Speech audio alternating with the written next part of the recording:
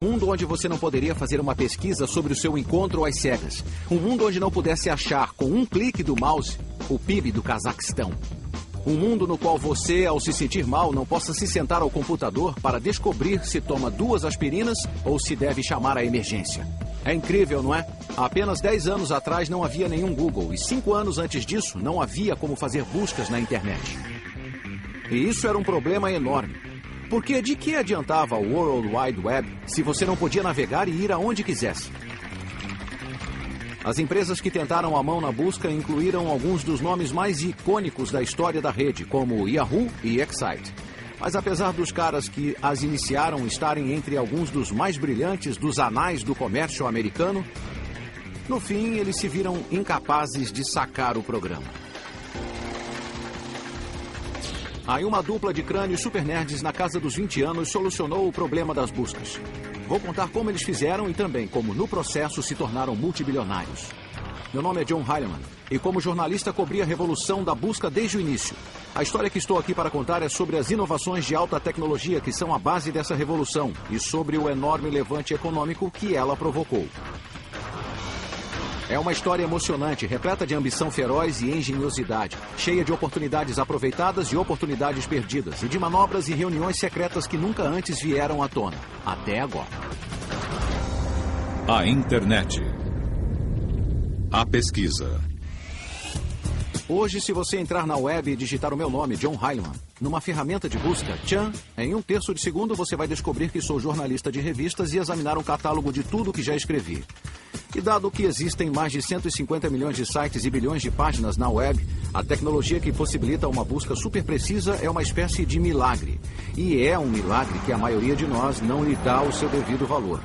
Esquecemos que há pouco mais de 10 anos, a web era assim. Páginas e mais páginas de textos simples, listas imensas de frases sublinhadas. E encontrar o que você procurava na web era praticamente impossível. Não havia jeito de procurar as coisas. Só o que você podia fazer era seguir links e torcer que a sorte levasse você até alguma coisa útil.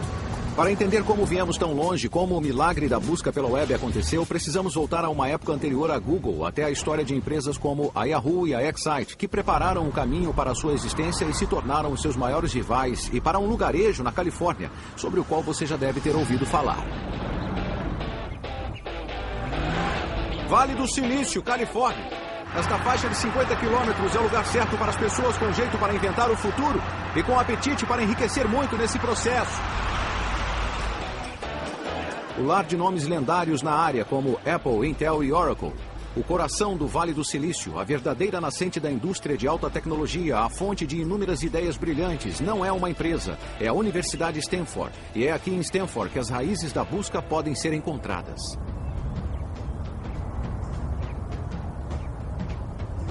Você deve estar achando que vou dizer que em algum laboratório por aqui, alguns estudantes que só tiram 10 e seu professor crânio estavam inventando algum chip de silício mega veloz ou algum enorme supercomputador e tomar o vale de assalto.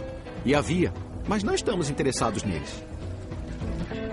Estamos interessados em 2 indolentes chamados Jerry Yang e David Filo, que foram deixados à própria sorte quando seu professor tirou um ano sabático.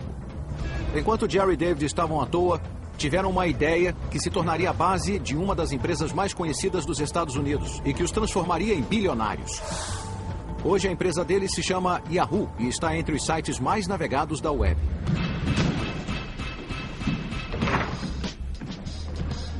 Tudo começou quando Jerry e David estavam tentando achar um jeito furtivo de usar a internet para ganhar o concurso da Liga de Basquete de Stanford.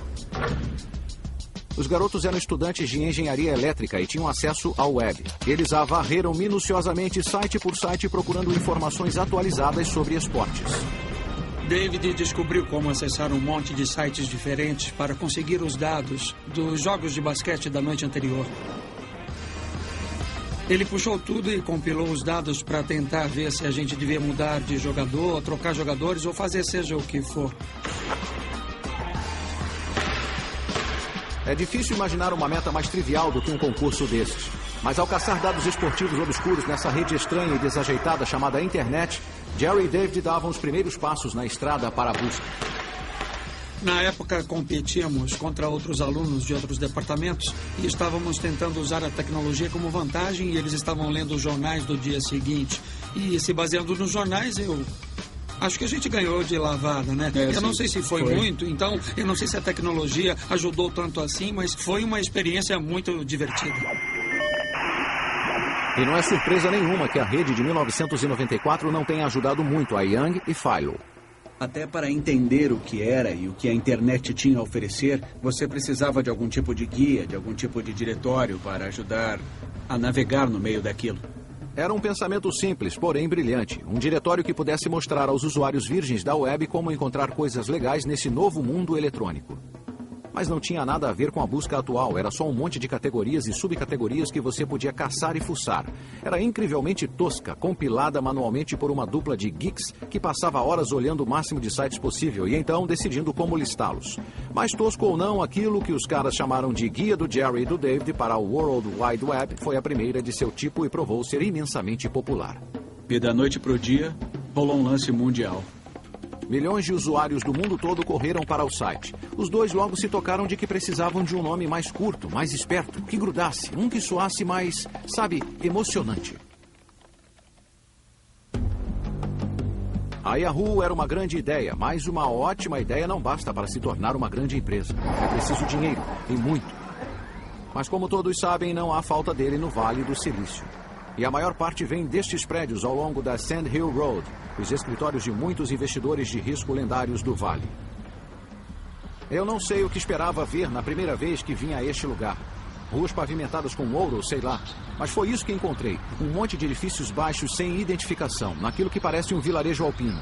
Mas por trás daquelas portas ali estão os investidores de risco, os caras que presidem os fundos de investimentos, contendo bilhões e bilhões de dólares. Os caras que decidem quais empresas iniciantes sobreviverão e quais nunca verão a luz do dia. Uma das mais bem-sucedidas entre essas empresas é a Sequoia Capital. Seu sócio mais famoso, Michael Moritz, decidiu fazer uma visita aos jovens fundadores da Yahoo em seu trailer em Stanford. Lá dentro havia uma grande confusão. Aquilo era o pior pesadelo de toda mãe.